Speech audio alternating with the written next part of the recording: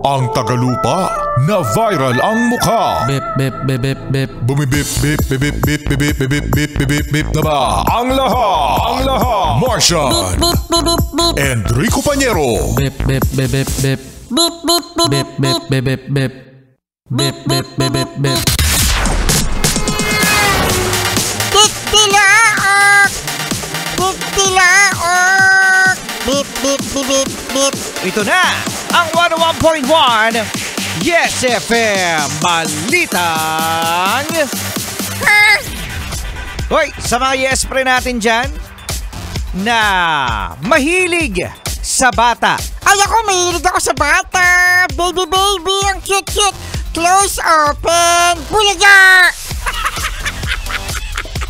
Uy, nakakatakot yung bulaga mo. Paano? Close, open, bulaga! Pang-horror no? Mga yes friend, eto. Isang nanay ang ibinenta, no? O ibibenta ang kanyang 3-year-old na anak sa halagang 30,000 pesos.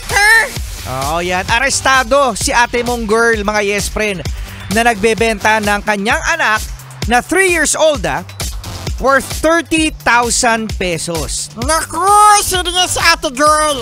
Oh, yan. Si ate girl, mga yes friend, ay nagawa lamang daw ito na mabenta ang kanyang anak dahil sa kahirapan. Nga. Oo, no?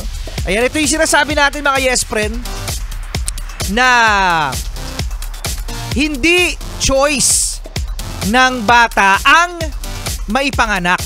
Hindi nila choice yan, no? Ang may choice dyan ay yung parent na nagbuntis. Correct, kasi may choice sila. Kung hindi nila ginawa yun, di sila mabubuntis. O kaya, kung gusto nila gawin, dapat may plano. Correct. Buti pa si Martian alam. Ako pa. Paano? Ako pa.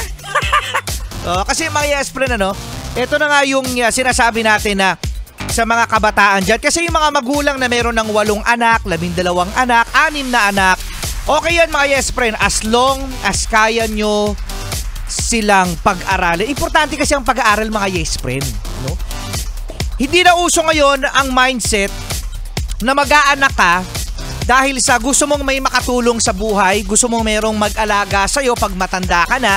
Kasi tandaan, mga yes friend, na marami nga dyan na mga parents na maraming anak. Tingnan mo ngayon, may nag-aalaga ba? Wala! Naku, yun ang realidad, mga yes friend, no?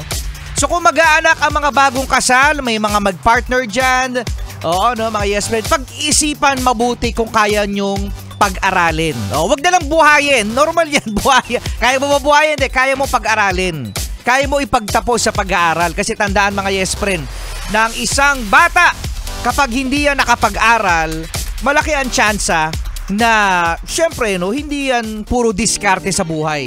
Kailangan ng diploma. Kaya sa mga yes friend natin, na mahalaga ang family planning sa kanila, mabuhay kayo! At si Martian, binibenta pala natin.